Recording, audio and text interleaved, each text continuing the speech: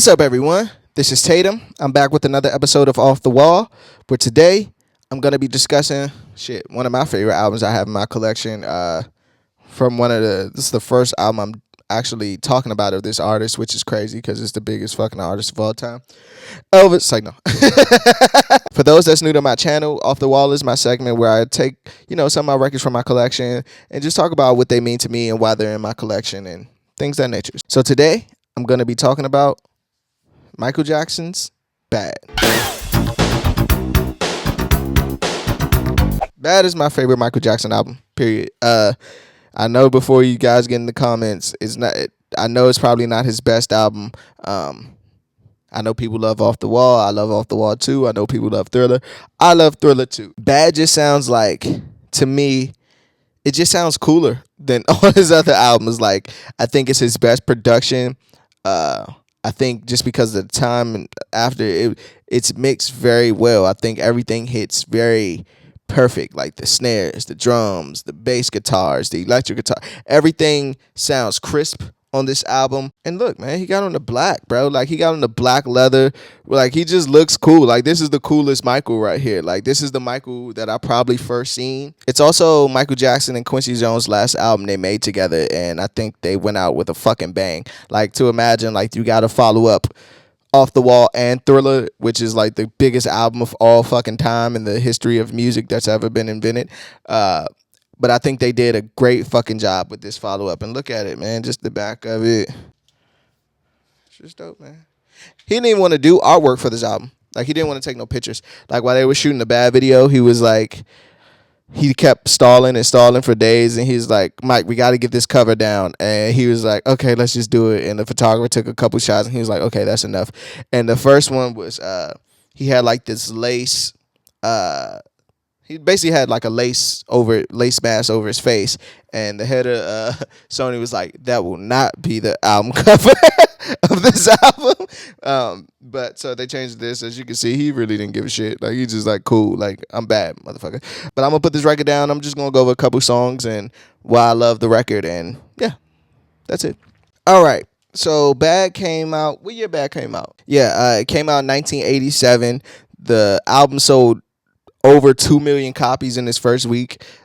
Mike still wasn't satisfied because you coming off Thriller, and he was just looking at the numbers and charts, obviously after the first week and things of that nature, and was like, he wanted to outsell Thriller, and you can't blame him for his ambitions. But it's Thriller. Thriller was so great that people looked at Bad as a failure. Number wise, like, how many records do you expect this man to sell? 2 million copies the first week, reached number one in 24 countries, sold 500,000 copies in the UK in the first 5 days, becoming the country's best-selling album in 1987. 9 songs that were released from the album were as official singles, 1 as promotional single, and 7 charted in the top 20. He had 5 number 1 singles off this record. And it's only 11 records on here. I Just Can't Stop Loving You, Bad, The Way You Make Me Feel, Man in the Mirror, and Dirty Diana. In 1991, the album was the second best-selling album of all time, behind Thriller. Like, you know how crazy that is? Like, I'm number 1 and 2. Like, his best-selling. And he's black. Like, that's just the ice on the cake. Having sold over 25 million copies worldwide, which is that's double diamond and a half. So, and 35 million copies worldwide. Like, oh, wait. I think by now it's at 35 million copies worldwide. Like, come on, man. So you can't have a big album unless you make Thriller. I think the records off this album, Mike, I mean, we have Thriller and Off the Wall before this, great. Jackson 5, great. But I think the songs off this album are the ones that we constantly hear. The ones that every time I see concert footage, it's songs from this album. It's either Bad, it's either The Way You Make Me Feel, Dirty Diana, Smooth Criminal, things of that nature. Man in the Mirror, like Leave Me Alone. It's always the records from this album. Just Another Part of Me. Like, it's always songs from this album that I see that's being performed that's just the greatest reaction and the greatest, like, these are the songs that made me love Michael Jackson. You know what I mean? So if you don't agree with Bad as being his best album, it's kind of hard when you go down this track list. Starts with Bad, and Bad is just fucking, I think that's a dope way to, Michael Jackson has always had like from what's the first song off the wall? It was Don't Stop Till You Get Enough, and Thriller was what? Wanna Be Starting Something. So it's Don't Stop Till You Get Enough, Wanna Be Starting Something, and Bad. Like, he just has a perfection of first records. The first song on the album being just ridiculous. So like, even the Bad video with a Bad movie, which is a dope to go into the backstory of it, directed by Martin Scorsese. Idea of a black child growing up in the ghetto and going off to a great school, high school, whatever, and coming back to his neighborhood, and just have to face the adversities of what happens there. Like, you've been so gone from this world, but when you come back to it, it's kind of like a shell shock, and you forget you gotta deal with the things that's going on in that environment. And it was kind of based on a true story. I think it was a kid in New York who basically similar stories, and he died like coming back from high school or something like that, like just from gang violence in his neighborhood, which is unfortunate. But I remember in the Bad 25 documentary where two things. When Mike was in the subway station, because they was in the actual subway station, and he was telling one of the choreographers, like, wow, this is really great. Like, this is a real nice set. Look, it looks like real piss over there. And it's like, that's real piss, Mike. We in the real New York subway station. And when they were shooting in, I want to say, it's either Harlem or the Bronx, like Wesley Snipes in the hallway scenes and things of that nature, he was like, he said something to the, like, do people really live here? Like, you got to think New York in the 80s is kind of crazy. But then I was thinking, goddamn, Mike, you grew up in Gary, Indiana. But then I think back, like, Mike didn't really see Gary, Indiana like that. Like, the Jackson 5 got on when he was, what, like 5, 6? Like, he was kind of out of there. Like, his brother's probably seeing how Gary, Indiana is. But Mike probably didn't see it that much, you know what I mean? Like, it's so much that you only can understand as a 5-year-old, 7-year-old. Like, so I just thought that was a funny story. And the video also the first time we seen Wesley Snipes, like, which is kind of crazy. And just it's funny that this whole video movie's about like this whole hardcore type of environment, and then in the middle of it just turns into like a dance. Dun, dun, dun, dun, dun. They just start dancing like on some West Side Story type shit, like, and even Wesley Snipes say like, "What, you gonna dance me to death?" type thing. Like, he says a remark and like, "Yeah, I'm gonna dance you to death." Great song, great video. Movie, The Way You Make Me Feel, one of my favorite Michael Jackson songs of all time. Hey pretty baby, what the hell? Like, the grooves throughout this whole album, I think this is the most up tempo. Off the Wall's pretty up tempo, but it got a lot of disco pop kind of feel to it. Obviously it was the late 70s, but this one, the grooves through it, and he gets the Shimon, like, he got the Shimones going. Like, it's a lot of great classic Mike stuff. Like, even the video, him with the Crips, he got on blue. Like, I know if you've seen the picture of Mike with the Crips and he's throwing up the C, like, it's just a lot of dope stuff. My favorite part of that song, give it to me, give me some time, come on, be my girl, I'm gonna make a mine. Like, every time I hit it, I'm like, yes, this is the greatest song of all time. Like, this is the greatest record of all time. Just a great love record, great video. The funny part where the leading lady in the video was told like she couldn't kiss Mike. Like, cause if you look at the video, it's like he chasing her down the whole video. That sounds crazy. He's chasing her down the whole video, and at the end they just hug. So, but the director told her, don't kiss Mike, and he was saying that he thought it would have been cheesy to, like, if they did all this and he kissed her. He even said he thought the hug was too much, but he just wanted them, I guess, to just depart from each other or just look at each other. I don't know what was going through his head. This is stuff he said on the Bad 25 documentary. I'm like, what did you want him to do? The kiss would have seemed perfect to me, but and she even said that when they got close, she could like smell like mintness on Mike's breath, like he was prepared to do it, but the director told her that Mike was too shy. He didn't want to do stuff like that, even though she used to kiss him on tour when they went on the, I guess, what was it, the Bad tour, that she would kiss him on stage and things of that nature. But The Way You Make Me Feel, fucking classic. Go into Speed Demon. I come to appreciate that song later in life. That was one of those records that everything else on this album is just so monumental that I always skipped over Speed Demon. But when I go back and listen to it in retrospect, it's one of my favorites. Like, get your ticket. Like, just like that whole beat, the way it comes on, like everything around it is so odd in a way that, like, it's just like all these like things bouncing off the wall and off the wall. This is off the wall, but I'm talking about bad. But I come to enjoy that song and love that song and appreciate it more as I got older, and just again back to that groove that Mike just made. It's the Mike groove down, like it's just the Mike groove, like it's just a steady dum, dum, dum, dum, dum, dum. Like it's just a. I would have loved to see that live, to see what the dancers did, what he did, like just to have the sound effects of the cars and things of that nature. And I think, like, you know how Speed Demon, it kind of not fade out, but it's like a lot of instrumental towards the end, and it has like these sounds that sound like Liberian Girl, and then like we don't get it. What I'm saying is it blends perfectly into Liberian Girl. Like they sprinkle sounds from Liberian Girl into that, and then it just calms down because it's this up tempo record. Like it's very groove driven and upbeat type of record. And then like it just washes away, and Liberian Girl comes on, and again, one of my fucking favorite records Michael Jackson ever created. And you got to think it was 1987, so ain't nobody talking about African girls in popular culture. Like it wasn't a thing. Like he put it in being the biggest pop star of all time. He pushed that in our faces. Like, you know, Liberian Girl, you came and you changed my world. Just like in the movies. With two lovers in a scene. And she says, do you love me? Like, it's just so great. Like that. I don't even know what she says. I don't want to butcher it, but like in the ear, like in the ear, I'm the way. Like that shit is, dun, dun, dun, dun, dun. Like all these great African sounds going throughout it. And the video is dope too. Got all these, he's Michael Jackson. He can get whoever the fuck he wants in this video. But he gets all these like movie stars and things of that nature in his video. And they all like, you here to shoot the video with Mike too? Where's Mike? Anybody seen Mike? Mike, where's Mike? And they just all around. And then Mike comes down in the director's chair at the end and like, I'm right here. I've been here the whole time.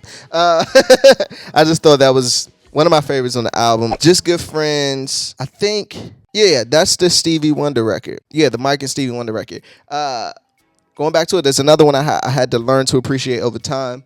To me, not one of the best records on the album, but it's Mike and Stevie Wonder. So the last one was what? I Can't Help It If I Wanted To. Like, so I can see why they had to go back again. Like, at least we gotta at least try to do that one over again. Another Part of Me is probably another one of my favorite. Like, it's so many great records on here. Another Part of Me is another one of my favorite Michael Jackson records. Like, just that inspiration. Mike had a way of just showing and giving inspiration to millions of people of all different colors. It's a part of why he's the biggest pop star of all time. He makes music that was so universal that everyone loves Michael Jackson. Like, you were telling me, I was having a conversation with my girlfriend, and she was saying, was it a study or something? Yeah, so like an informal survey. It was like, the next generation of kids would be the ones that don't know any Michael Jackson. I'm like, how?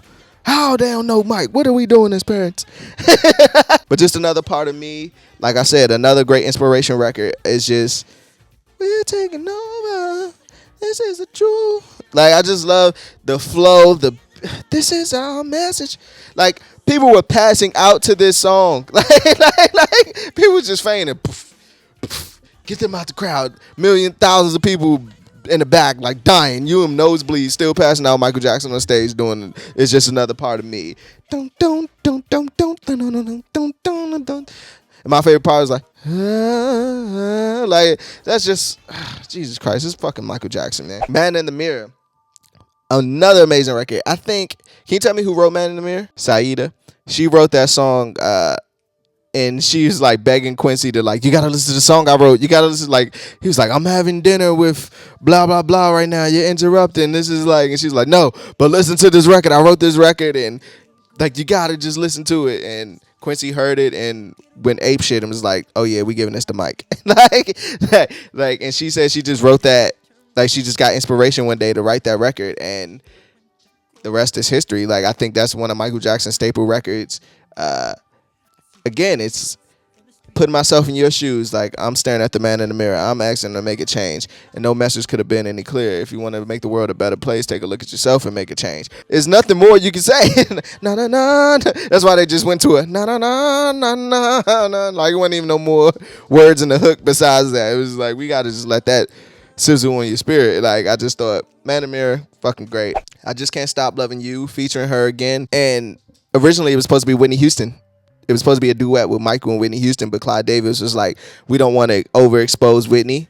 Like, this is you know how stupid that was for record companies back in the day to be like, you're gonna get overexposed. We gotta hold back. Like, what are you talking about? Like, and now today is like, we can't get enough exposure of artists. Like, you gotta be out there all the time.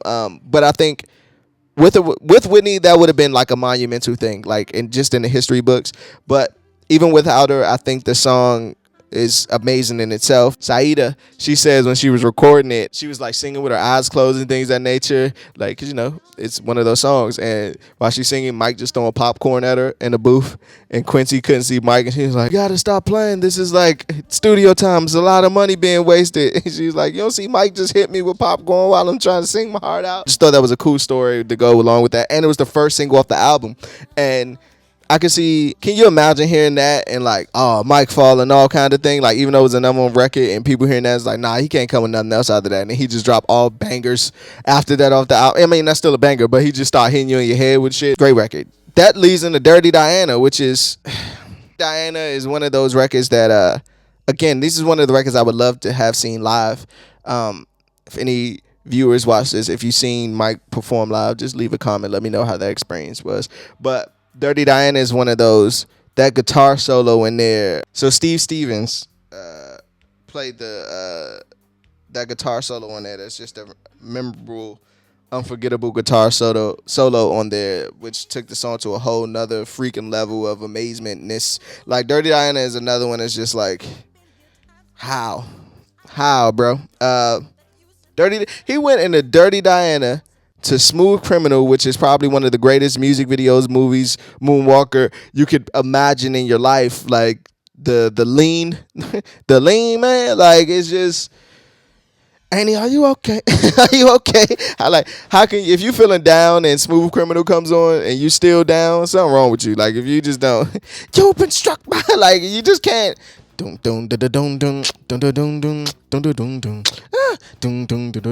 just giving you like a instrumental with my own voice, and you're probably dancing right now. It was a Sunday, but a black day. My favorite line in there. I was like, yeah. Annie, are you okay? So, Annie, are you like? And he's talking about well, I heard in the documentary that Mike was taking CPR lessons at the time, and he had like the CPR doll, and you know, they just named the dolls Annie. So that's what the inspiration was. Annie, are you okay? Are you okay, Annie? Annie, are you okay? Is she okay? Somebody check on Annie. Imagine you over there dying and somebody just keeps saying, you okay? You okay? You okay? I'm dying, Mike. Use your CPR lessons. Help me. Smooth Criminal, amazing video. Have you seen Smooth Criminal in 4K? It looks ridiculous. Like it looks amazing. Yeah, Smooth Criminal. I can't say much about Smooth Criminal. It hasn't been said. Leave Me Alone, I think it was like, to end the album with that, I think it's dope. The video's fucking amazing. I think just all the negativity shit that was going around Mike at the time, and he just like, man, leave me the fuck alone. Like, leave me. Like, he's really bleeding, like, leave me alone. He was like, no, we're not going to leave you alone. More pictures, more controversy, more blah, blah, blah. You're just going to add the cake on a little thicker this time. Like, I think it was a great way to end the album and just to show where he was at. Like, you're the biggest artist, biggest pop star, biggest everything on the planet at the time, and it still is to this day. Like, Michael Jackson estate and music is worth more than it was when he was alive. Like, it's kind of nuts to think about. Let's get into my best songs, though. I'm going to do Liberian Girl, Another Part of Me, and The Way You Make Me Feel. Yeah, that's my favorites. Worst song, I'm going to just go with Just Good Friends. It just compared to everything else on this album, it's just, I don't think it's better than anything else on this album, to be truthfully honest with you. Best line, a revelation, fulfill the truth. The final message we'll bring to you. There is no danger, fulfill the truth. So come together. We need you. We're sending out our major love, and this is our message to you. The planets are lining up. They're bringing brighter days. Like, no wonder everybody loves Mike. Like, ain't nothing you like, I don't like that. Like, I don't like this peaceful talk. I don't like you bringing, like, you can't really say that unless you're just a hater. Let's wrap this up, though.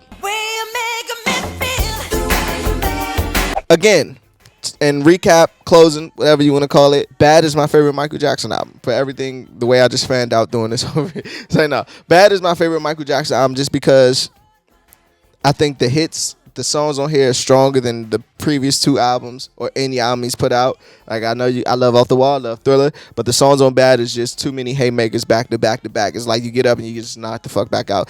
Get up, get knocked back down. So, like, you can't really top anything on this album. And I think the production was his best production. It's his last him and Quincy production album. Quincy Jones, the best producer of all time, arranger of all time. And they went out on a high note, bro. They gave us Off the Wall, Thriller, and Bad, man. And like, just listen to this track. Listen, Bad, The Way You Make Me Feel, Speed Demon, Liberian Girl, Just Good Friends, Another Part of Me, Man in the Mirror, I Just Can't Stop Loving You, Dirty Diana, Smooth Criminal, and Leave Me Alone. How is this not his best album? Like, how is this not his best album? Like, those records are just monumental, man. And they're just all great records. Like, every piece of those records are great. And I'm just glad to have this record in my collection. I'm glad I could talk about it. I'm mad I had to take this off my walls, like framed up over there already. I'm Tatum. This is Bad. That sounds funny. I'm Tatum. This is Michael Jackson's Bad. It's time to put this record back on my wall. Peace.